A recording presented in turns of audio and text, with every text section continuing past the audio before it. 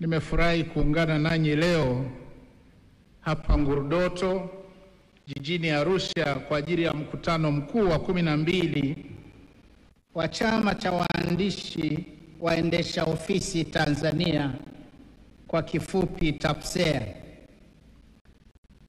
Kwanza nami napenda niungane na walionitangulia kusema kumshukuru Mwenyezi Mungu kwa kutujalia afya njema na kutupatia kibali cha kukutana hapa. Aidha, namshukuru sana Mheshimiwa George Simbachawene kwa kumwalika Mheshimiwa Dr. Samia Suluhu Hassan, Rais wa Jamhuri ya Muungano wa Tanzania, kuwa mgeni rasmi katika ufunguzi wa mkutano huu adhimu. Lakini kama mlivyomsikia yeye mwenyewe Mheshimiwa Rais, kutokana na mwingiliano wa majukumu aliyonayo, Mheshimiwa Rais ambaye ni mlezi wa TAPSEA amenituma nimwakilishe. Kwa kweli kutoka moyoni nimefurahia sana kutumwa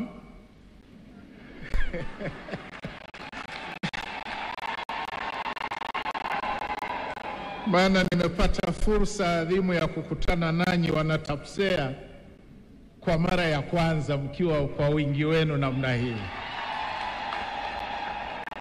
Ninawapongeza kwa maandalizi mazuri sana na mapokezi makubwa mlionipatia. Lakini zaidi nimefurahishwa na bashasha na uchangamfu wenu. Kwa kweli unaonesha uhai wa chama, uongozi mahiri wa TAPSEA na utayari wenu wa kushiriki mkutano huu. Hongereni sana sana. Nimefungua mikutano mingi, lakini hii haijawahi kutokea. Haya ni mafuriko ya aina yake. Mwanzo nilikuwa naona hapa mbele, baadaye nikaangalia mpaka kule, na kumbe mpaka kule pia. Kwa kweli kuwa na watu zaidi ya 5,000 sio kitu cha kawaida.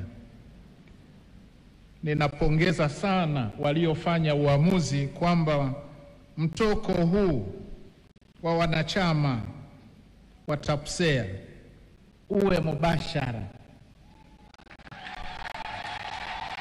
ili na wale waliobakia kule waone wivu. Safi sana. Waheshimiwa viongozi na wanachama wa TAPSEA, katika kipindi cha hivi karibuni TAPSEA imedhihirisha uwezo na nafasi yake kubwa katika utekelezaji wa shughuli za serikali. Nami napenda nichukue nafasi hii kuwapongeza viongozi wa TAPSEA kwa kazi kubwa na nzuri mnayoifanya ya kukijenga na kukiimarisha chama hiki na kuhakikisha kuwa kinasimamia misingi na malengo ya kuanzishwa kwake. Lakini vivyo hivyo nazipongeza wizara zetu mbili, Ofisi ya Rais, Management ya Utumishi wa Umma na Utawala Bora, pamoja na Ofisi ya Rais, Katiba, Sheria, Utumishi na Utawala Bora, Serikali ya Mapinduzi ya Zanzibar, kwa usimamizi madhubuti wa kada hii ya waandishi waendesha ofisi, ikijumuisha utatuzi wa changamoto mbalimbali zinazoikabili chama cha TAPSEA na vyama vingine ambavyo ofisi hizi zinavisimamia. Hongereni sana. Waheshimiwa viongozi na wanachama wa TAPSEA, risala yenu iliyosomwa hivi punde imenipa mwanga wa shughuli mbalimbali zinazofanywa na TAPSEA.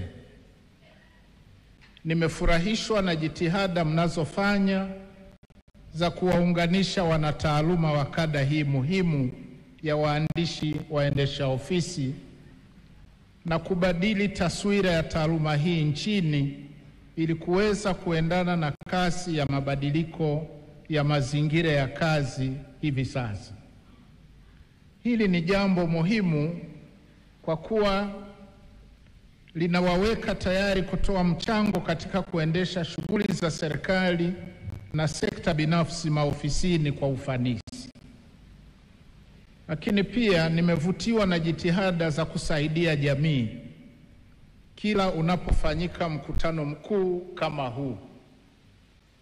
Nimetaarifiwa kuwa katika mkutano huu mmeweza kuwahamasisha wanachama wa TAFSEA kuchangia damu salama ili kunusuru maisha ya wagonjwa wanaohitaji huduma hiyo. Hili ni jambo jema, ni jambo la kizalendo na kiutu na lenye tija kwa jamii, kwa kuwa lina lengo la kuokoa maisha ya binadamu wenzetu. Na wito wangu kwa vyama vingine vya kitaaluma, taasisi, asasi na wananchi wote, basi iwe ni kuiga mfano huu mzuri wa TAFSEA na kuendeleza nchi yetu nzuri ya Tanzania.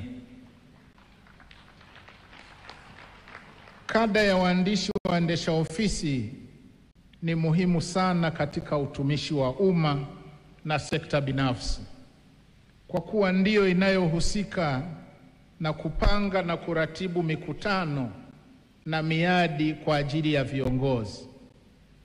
Lakini pia ndiyo kada inayopokea wageni, kama tulivyoona onesho la mjomba Mpoto pale. Lakini pia kuandaa na kutunza kumbukumbu za ofisi, kuandaa na kuchakata taarifa za ofisi na kuratibu shughuli mbalimbali za ofisi.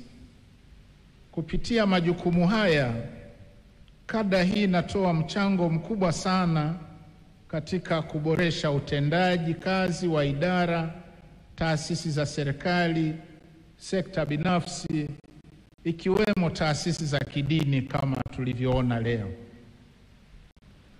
Waheshimiwa viongozi na wanachama wa TAFSEA, kama ambavyo tayari imeelezwa, moja ya malengo makuu ya mkutano huu ni kujenga uwezo wa wanachama kitaaluma. Na katika muktadha huo, ninapenda kutilia mkazo masuala muhimu yafuatayo ya kuzingatia katika maendeleo ya kada yenu. Jambo la kwanza ni kuhusu matumizi ya TEHAMA katika utekelezaji wa majukumu yenu. Kasi kubwa ya ukuaji wa teknolojia duniani imewezesha shughuli nyingi kufanyika kwa njia ya mtandao.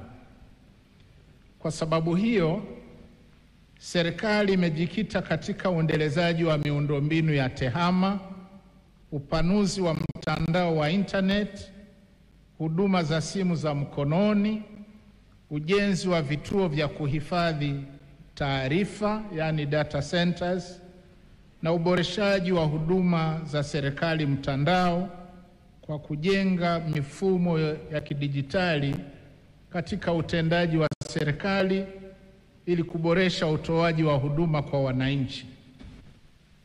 Lakini vile vile dira ya maendeleo ya taifa ya 2025 na rasimu ya dira ya taifa 2050 zimesisitiza TEHAMA kuwa nyenzo muhimu kwa maendeleo ya kiuchumi na kijamii, ambapo inatarajiwa sekta zote za uchumi zitaendeshwa kwa teknolojia ya kisasa.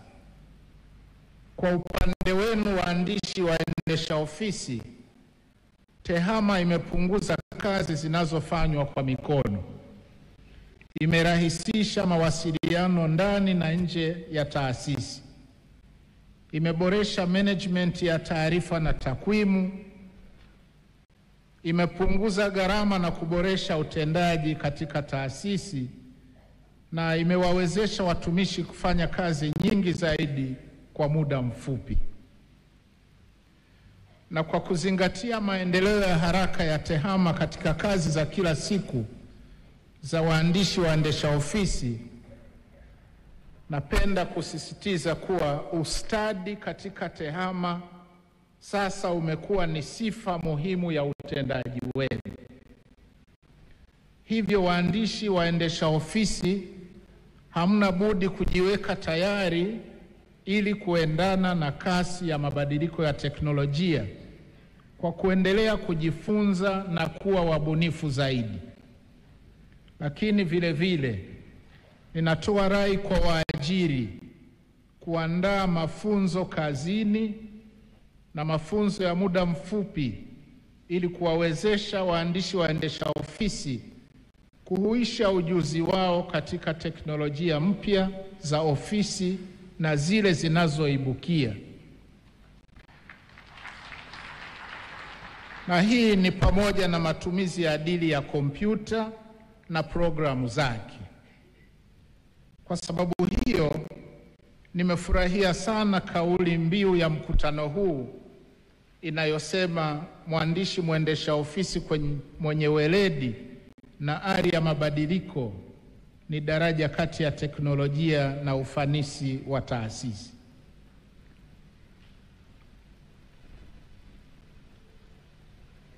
Kauli mbiu hii inasisitiza ufanisi wa kazi kupitia matumizi ya teknolojia. Kwa hiyo ninaomba na kuwahimiza na kuwasisitiza juu ya umuhimu wa kujiendeleza kitaaluma. Nimefurahi kusikia kwamba mojawapo ya malengo ya mikutano hii ya kila mwaka ni kujengeana uwezo kitaaluma. Kwa hiyo napenda kuwakumbusha wanachama wote kufanya jitihada za kutafuta nafasi mbalimbali za kujiendeleza ili kujipatia maarifa mapya na mbinu bora zaidi za utendaji kazi. Ni muhimu kuendelea kutafuta maarifa bila kuchoka kwa kuwa elimu haina mwisho.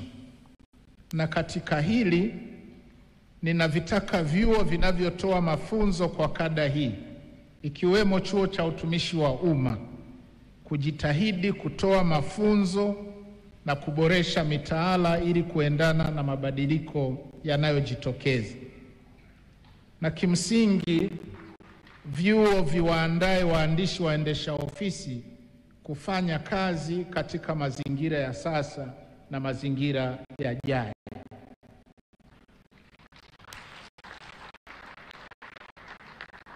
Jambo la pili ni utunzaji wa siri za serikali na taasisi nyingine.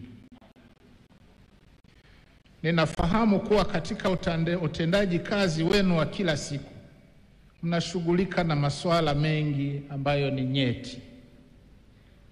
Hivyo mwandishi mwendesha ofisi ana jukumu muhimu sana la kulinda maadili ya kitaaluma, hasa kutunza siri za ofisi, kuwa mwaminifu na kulinda muonekano wa ofisi na yeye mwenyewe.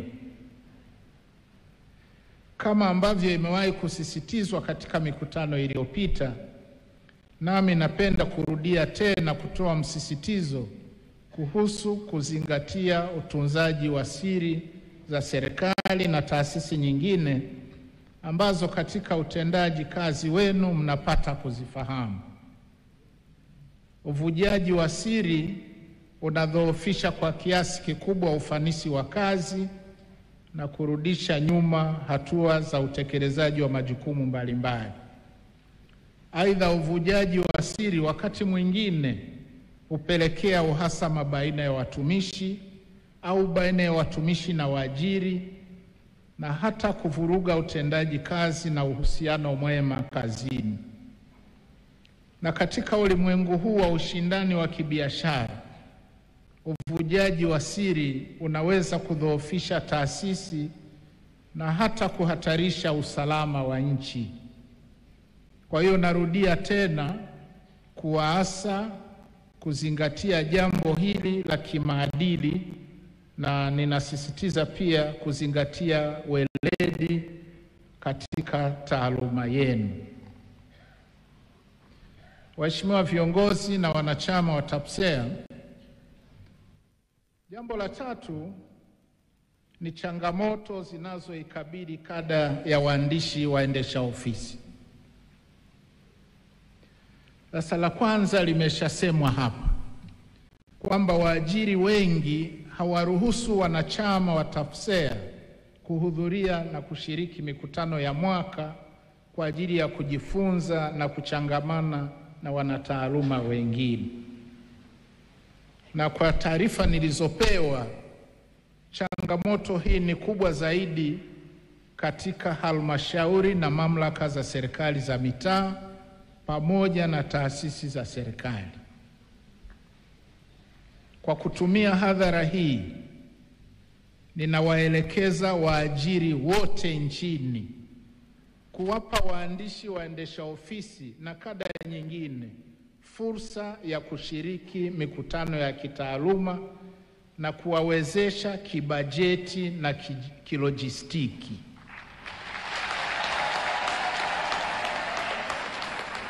Ninarudia tena, waajiri watenge bajeti, na wale ambao wamekuja katika mkutano huu wakalipwa nusu ya posho, walipwe nusu iliyobaki haraka.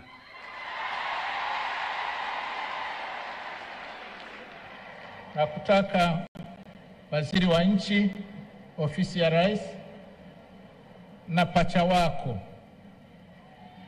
kaeni muhakikishe hili linatekelezwa. Mshirikiane na waziri mwenzenu Ofisi ya Rais TAMISEMI, muhakikishe kwamba wana TAPSEA hawa waliohudhuria mkutano huu wanapewa haki yao ya posho.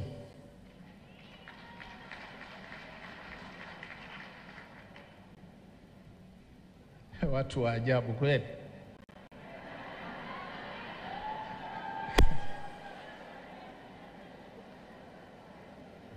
Lakini la pili inahusu nafasi finyu ya kujiendeleza kimasomo kwa watumishi wa kada hii, na hasa wale walio kwenye miji isiyo na vyuo vinavyofundisha taaluma hii. Sasa katika hili ninakitaka Chuo cha Utumishi wa Umma kuona namna ya kusogeza huduma hii kwenye maeneo haya ikiwemo Dodoma na Zanzibar.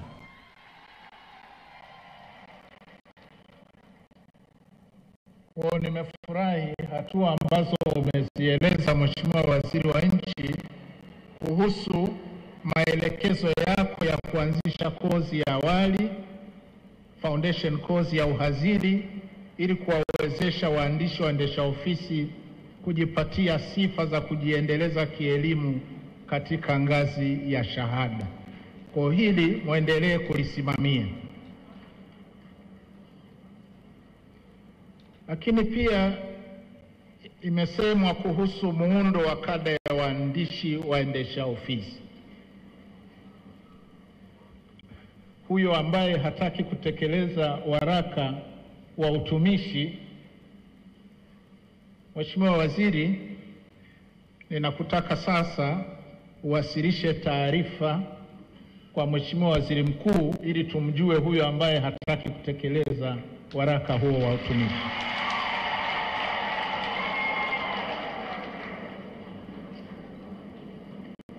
Changamoto ziko nyingi, lakini pia napenda nizungumzie changamoto ya unyanyasaji wa waandishi waendesha ofisi.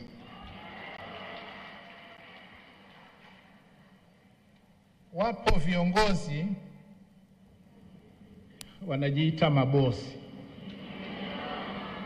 Wapo viongozi wachache wenye tabia mbaya zisizofaa. Wanatumia nafasi zao vibaya. Jambo la aibu. Baadhi yao wanalazimisha penzi maofisini na waandishi waendesha ofisi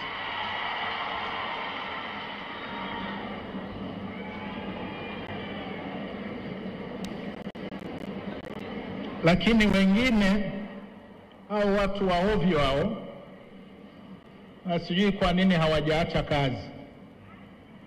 Wengine wanawanyima waandishi waendesha ofisi fursa za mafunzo mpaka wapewe penzi.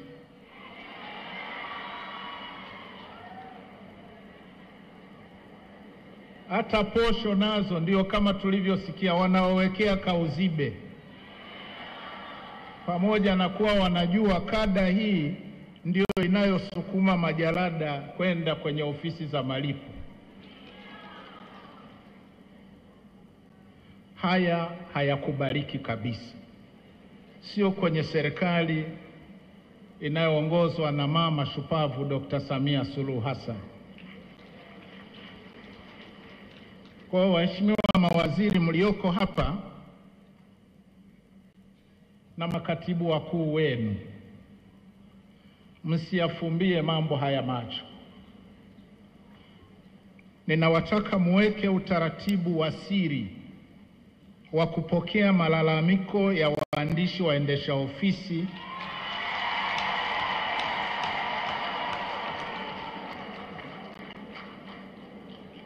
Kwa hiyo muweke utaratibu wa siri wa kupokea malalamiko ya waandishi waendesha ofisi kunyanyaswa au kunyimwa stahili zao, na muyachunguze na muyachukulie hatua za kisheria na kiutawala.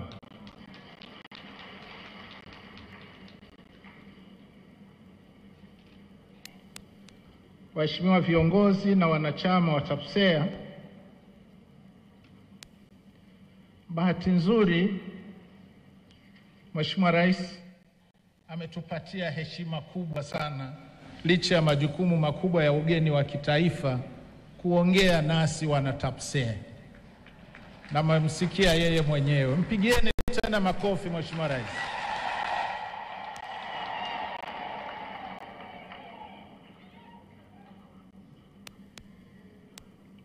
Kwa hiyo pamoja na maombi ambayo mmemsikia mwenyewe akiyatolea kauli, niwahakikishie kwamba ombi la kupewa fedha kuwezesha ujenzi kwenye kiwanja chenu ambacho tumekabidhi hati amelisikia, na mimi kwenye taarifa yangu ya maandishi nitaliwasilisha rasmi. Na kwa kuwa yeye ndiye mlezi wa TAPSEA, nina hakika litatoka jambo.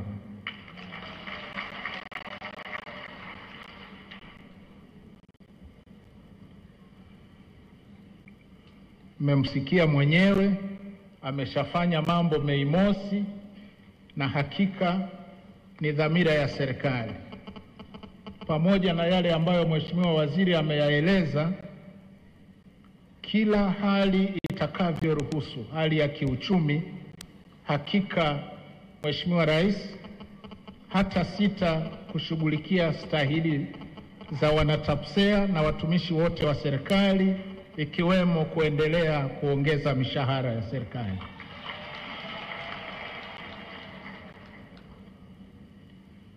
Waheshimiwa viongozi na wanachama wa TAPSEA, naomba nami mniruhusu sasa nimalize hotuba yangu kwa kuwakumbusha tena kwamba mwaka huu ni mwaka wa uchaguzi mkuu wa rais, wa bunge na madiwani. Na napenda nitumie hadhara hii kuwaomba sana wana-TAPSEA. Nyinyi najua sina wasiwasi, mnajua wajibu wenu mwezi Oktoba. Lakini nawaomba wana-TAPSEA muende mkahamasishe watumishi wengine wote wa umma na wale wa sekta binafsi. Muende mkawahamasishe na kwenye familia zenu. Kwanza wajitokeze kwenye awamu ya pili ya zoezi ambalo linaendelea la kuboresha daftari la kudumu la wapiga kura ili waandikishwe. Kuna mwana-TAPSEA yeye hajaboresha taarifa zake? Yupo. Sasa tukahamasishe na wale wengine. Lakini ni muhimu pia twende tukawahamasishe Watanzania wenzetu na kuwahimiza kupitia michakato mbalimbali ya uchaguzi kwa amani na utulivu. Hili ni jambo la msingi sana. Tanzania kila mara tunasema ni kisiwa cha amani, lakini lazima tukitunze kiendelee kuwa kisiwa cha amani. Hatutaki uchaguzi wa vurugu wala kutukanana. TAPSEA oye! TAPSEA oye! Kwa hiyo tukahimize sana zoezi hili, na Mungu atusaidie lifanyike kwa amani na utulivu. Kuna mtu hajui anampigia kura nani? Utashangaa kama mwana TAPSEA hajui. Basi kwa kumalizia, tumepokea taarifa za mwenzetu ambaye amepoteza mwenza wake, na kwa kuwa bado niko Arusha, mwenyekiti wa TAPSEA, basi kwa niaba ya Mheshimiwa Rais tutaona namna ya kukufikishia walau shilingi milioni 5 za rambirambi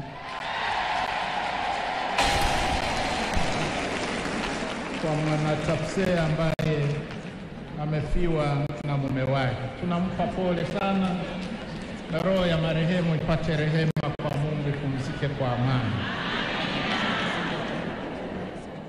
Lakini tumuombee pia yule aliyeumia leo asubuhi, basi naye aweze kupata ahueni ya haraka, na ikiwezekana arejee kesho hapa kumalizia mkutano huu wa mwaka.